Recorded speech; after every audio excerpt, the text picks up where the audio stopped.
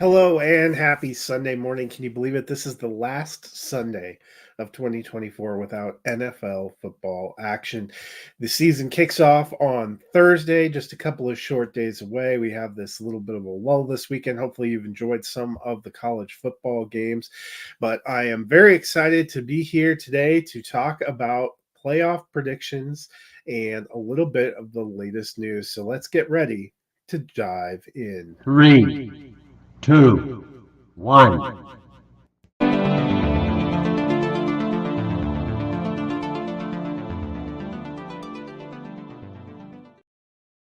As teams put together their final rosters after cut down days on Tuesday, we had a lot of fun kind of madness going on. It's always a tough time of year, too. Players you fall in love with during the preseason or speculative ads you've been holding on your roster, you kind of see them and their fortunes dry up. That can make things a little bit more difficult. But it's always interesting to see where everyone's going to land and how everything is going to shake out. Last week, I mentioned we were following a couple of big contract situations. Some of those have been resolved. So we'll dive into that as we look at a little bit of news and notes.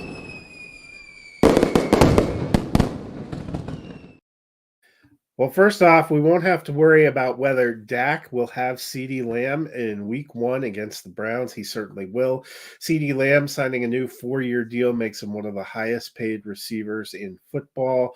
Kind of brings that a little bit to a close. Still no word yet on a contract extension for Dak. He said he's fine playing the season without it, but that it would be telling if he didn't have one. You know what else was telling? I still have not forgotten that 5 interception performance from Trey Lance to close out the preseason. I don't know if Dallas has a firm plan in mind. You don't expect them to, I'm not expecting them to be as good as they were last year, but also not bad enough to bottom out to be a top 5 draft pick. So if they don't re-sign Dak, that could leave them in kind of a weird middle ground. And we've seen that befall a lot of other teams. So that is something to watch out for. Another receiver that got paid, and this one right on the wire, Brandon Ayuk getting a new 4-year deal from the San Francisco 49ers. That turns out to be great for them, not only because they now have Ayuk, who is their top pass catching weapon, but their other receiver, Ricky Pearsall, yesterday was actually shot as part of a robbery attempt in downtown San Francisco. He's in serious but stable condition. We will have to follow up and see what that means. Certainly, he will miss some time, could miss a great deal of time. So it really helps San Francisco has kind of gotten that receiver drama behind them. But their other piece of difficult contract tidings is Trent Williams, the left tackle, who said he will not report until he gets a new deal. So will that be forthcoming? We shall see. Another one that bears watching is Jamar Chase, the third of these kind of receivers that was waiting for a contract, still has not gotten one. His coach indicated he was going to practice. He was for sure going to play, but we've gotten some mixed signals. He hasn't exactly been participating in practice. That is certainly something to watch. I like the Bengals and I like their prospects this season, but not as much without Jamar Chase.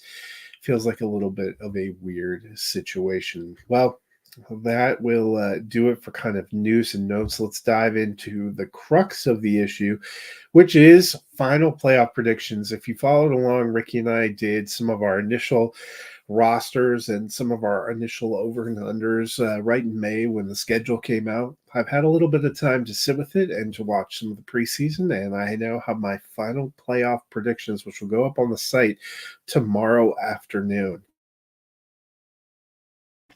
I'm going to start in the NFC. I've come around a little bit on the Chicago Bears.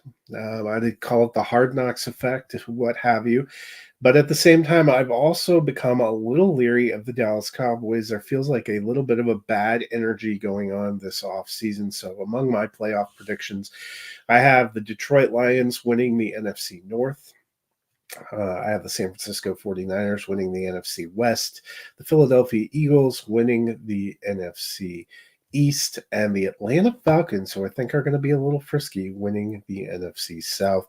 Among wild cards, I think the Packers will make it back in. They're a good young team, and that NFC North shaping up to be a real killer division. I also have the Chicago Bears sneaking in. I think that they were 7-10 last year. I can see them making an improvement, winning 9 or 10 games, and making the field this year. Not a huge leap for a team that made a lot of big moves this offseason.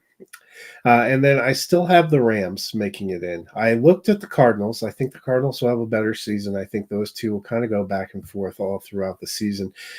And, you might have noticed that leaves Dallas, Tampa Bay a little bit on the outside looking in. I just don't think they're going to make it this year. So that's the 7 that I am going with in the NFC. Let's flip it over to the AFC. All the talk this offseason for Miami has not been so much about making the playoffs as winning a playoff game. Do I think they will get there? Well, we'll get to that in a minute.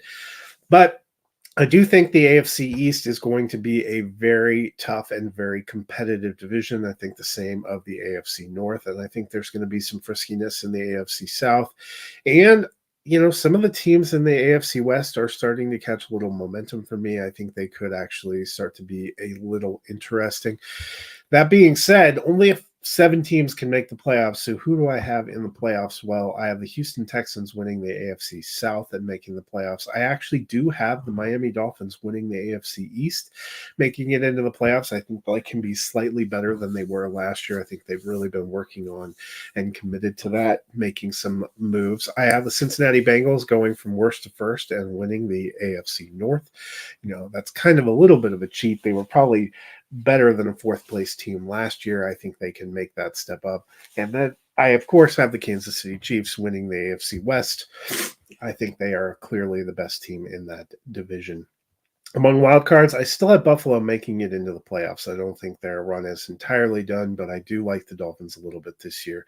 I have the Baltimore Ravens still in the playoffs. I don't have them winning the division, but I think that is going to be a very close and competitive race, and I think they will still make the field. And then I have the New York Jets in. I wasn't as high on the Jets last year, even with not factoring Aaron Rodgers missing the season. I just thought there would be a little bit of time to make some adjustments.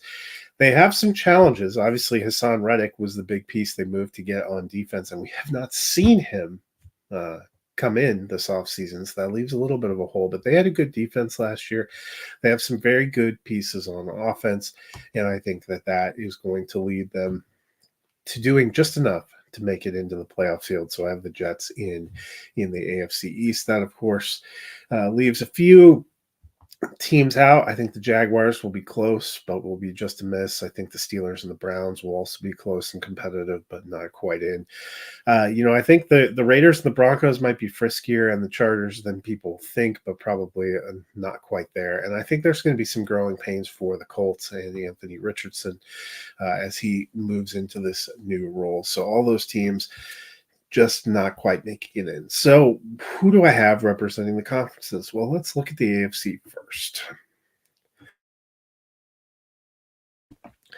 In the AFC Championship game, I actually have the Miami Dolphins advancing to the championship game and the Houston Texans, a couple of teams that had some spark and some energy last year that could not quite get over the hump. I think Miami will win a couple of playoff games this year, ending that drought of not winning in the playoffs, but I don't think they'll make it all the way.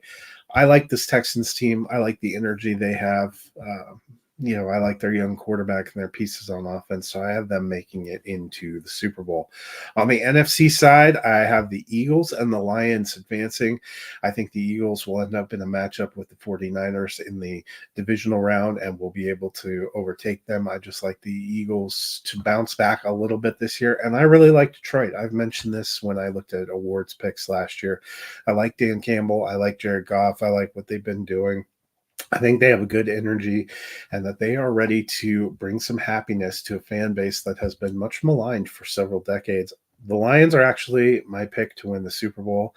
I'm both excited for them and feel sorry for them because I'm all in. I've looked at a lot of different scenarios, and that is just the one that I keep coming back to. So I have the Lions over the Texans. We will see how that plays out. It's always fun to have this kind of optimism in August, but we will see, or the first day of September, as it may be. But we will see how it turns out as the regular season kicks off on Thursday. We have the Ravens at the Chiefs, should be a good one. And then we have the Packers and the Eagles playing in Rio de Janeiro on Friday night. So that should be a lot of fun. I will be back next Sunday with my games of the week and some of my sit-start projections. We will also talk about those first 2 games of the regular season. So hope you guys have a wonderful Sunday. Find something fun to do with the family because your Sundays for the rest of the year